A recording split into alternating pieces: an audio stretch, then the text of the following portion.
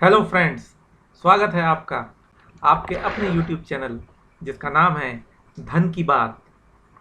तो दोस्तों, आज मैं आपके लिए लेकर के आया हूँ बहुत ही बेहतरीन स्टॉक जो फंडामेंटली बहुत अच्छे हैं, जिनमें इन्वेस्ट करने के बाद आपको किसी प्रकार का कोई डर नहीं होगा कि स्टॉक गिर गया तो क्या होगा, क्योंकि ये कंपनियां लंबे समय से मार्केट में टिकी हुई हैं और ये मार्केट लीडर्स है अपने अपने सेक्टर्स की। ठीक है, तो इस समय जिस तरह मार्केट का माहौल चल रहा है, mid and small cap stocks में बहुत ज़्यादा वॉलेटिलिटी बढ़ गई है। पिछले एक साल से जो रैली इनमें चल रही थी, अब उसमें ऐसा लग रहा है कि विराम लगता हुआ नज़र आ रहा है। अब ऐसा नहीं होगा जैसा पिछले साल भर से हो रहा था कि कोई भी स्टॉक आप लीजिए और अगले महीने 1.5 महीने में वो 15% 20% आराम से भाग जाता था और आप प्रॉफिट बुक करके बैठ जाते थे।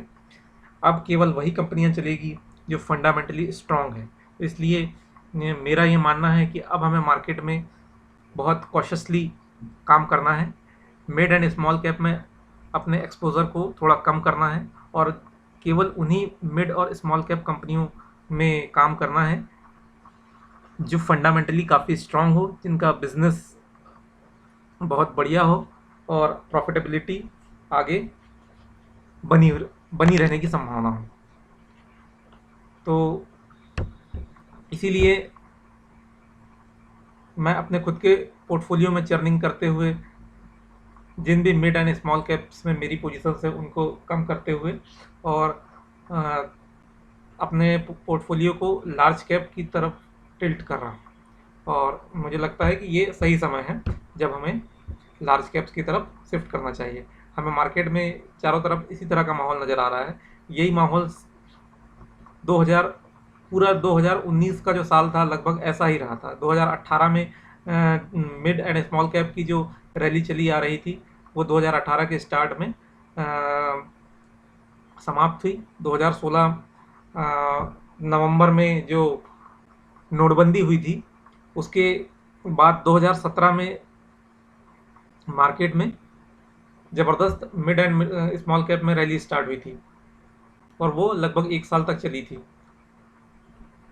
और 2018 में उसका पीक बना था और 2018 के स्टार्टिंग से जो है मिड एंड स्मॉल कैप में करेक्शन स्टार्ट हो गया था। और लेकिन ब्रॉडर मार्केट में करेक्शन के बावजूद जो इंडेक्स है, यानी निफ्टी और सेंसेक्स है, वो तेज़ी से बढ़ते ही चले जा रहे थे। पूरा पोर्टफोलियो लाल था लेकिन मार्केट यानी कि निफ्टी और सेंसेक्स बढ़ते चले जा रहे थे।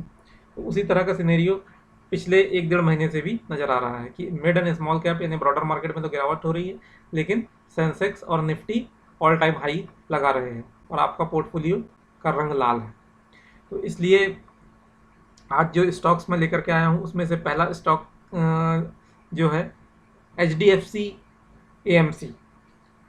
HDFC ग्रुप की बहुत ही फ्लैगशिप कंपनी है ये, जो म्यूचुअल फंड से रिलेटेड बिजनेस में काम करती है। ये देखिए, इस कंपनी का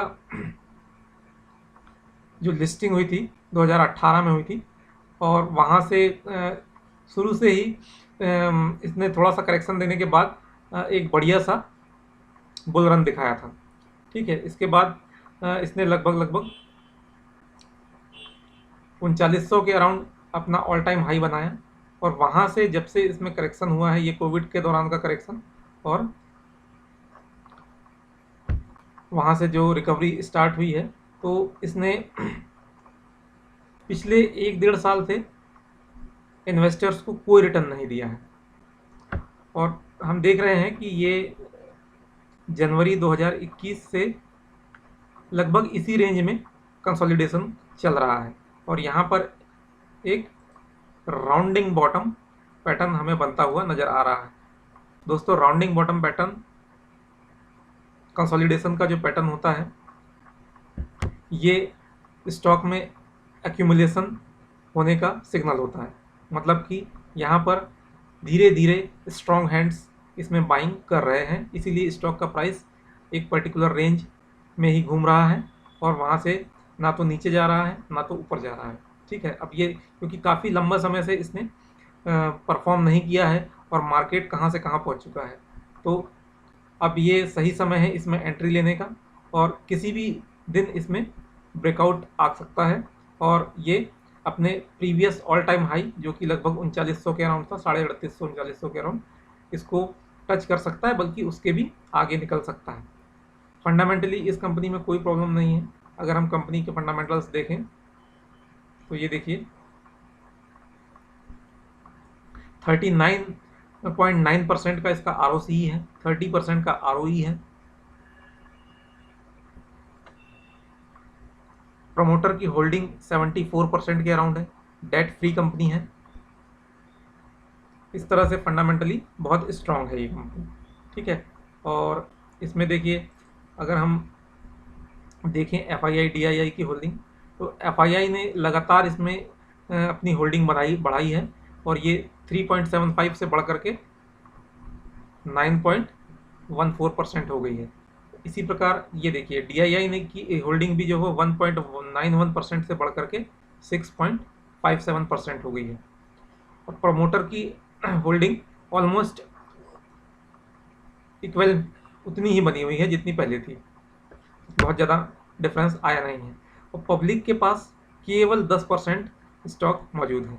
तो जिन भी कंपनियों का पब्लिक के पास होल्डिंग कम होती है वो ज़्यादा वॉलेटाइल नहीं होते हैं, और उसमें जब मूव आते हैं तो बहुत बड़े मूव आते हैं।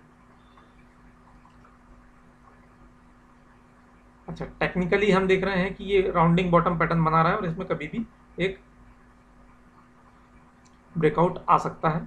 इस लेवल पे लगभग 2800 के अराउंड इसमें एक बहुत बढ़िया सपोर्ट है, जहाँ से इसने ब्रेकआउट दिया था, और अब उसी लेवल पे जो है ये कंसोलिडेट कर रहा है और राउंडिंग बॉटम पैटर्न बना रहा है। तो ये बहुत अच्छा समय है 2800 और 2900 के बीच में।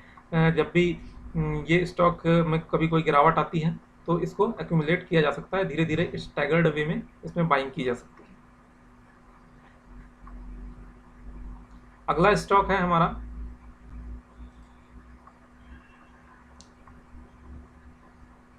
रिलायंस इंडस्ट्री।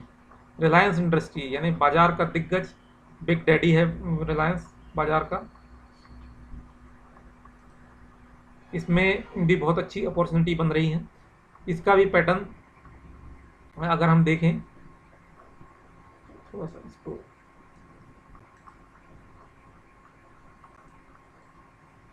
हाँ चार्ट को हम एडजस्ट कर लेते हैं।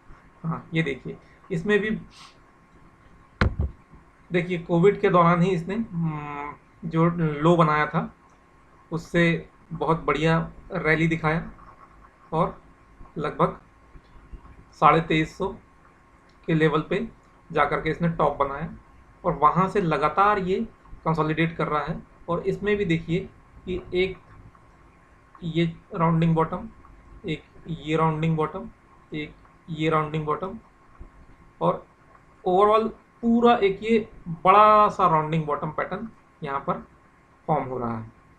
यानी कि यहाँ पर भी अकुमुलेशन चल रहा है, और पूरे राउंडिंग बॉटम फॉर्मेशन के दौरान इसने कभी भी जो ये लेवल्स हैं यानी कि 1840 का जो लेवल है इसको नहीं तोड़ा है। तो यहाँ पर बहुत अच्छी बाइंग की अपॉर्चुनिटी बनती है। इसमें भी कभी भी ये स्टॉक इस ऑल टाइम हाई के लेवल यानी 2370 के अराउंड जो इसका ऑल टाइम हाई है, इस लेवल को तोड़ करके इसमें ब्रेकआउट आ सकता है, और उसके बाद फिर अच्छा रनअप देखने को मिल सकता है। यहाँ पे हम अगर हमारा बहुत ही शॉर्ट टर्म का पर्सपेक्टिव है तो जब तक ये स्टॉक लगभग 2026 का ये लेवल है, 2026 के ऊपर बना हुआ है, इसमें हम बुलिश ट्रेंड को एक्सपेक्ट करते हुए लॉन्ग पोजीशंस ले सकते हैं।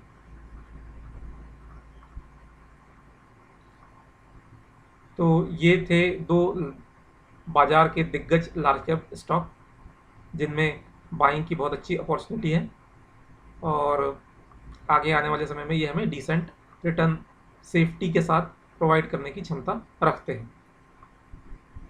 तो thank you for watching the video. इस वीडियो में जो भी विचार व्यक्त किए गए हैं वो मेरे अपने पर्सनल व्यूज़ हैं। किसी भी प्रकार की बाइंग या सेलिंग रिकमेंडेशन नहीं है। आप कोई भी बाइंग या सेलिंग का निर्णय लेने से पहले अपने फाइनेंशियल एडवाइज़र से ज़रूर कंसल्ट कर लें। Thank you for watching the video, और ऐसे ही वीडियोस देखने के लिए हमारे चैनल को सब्सक्राइब कीजिए और बेल आइकन को दबा दीजिए, ताकि आपको लेटेस्ट वीडियो का नोटिफिकेशन तत्काल मिल सके और आपसे कोई भी वीडियो मिस ना हो। Thank you very much.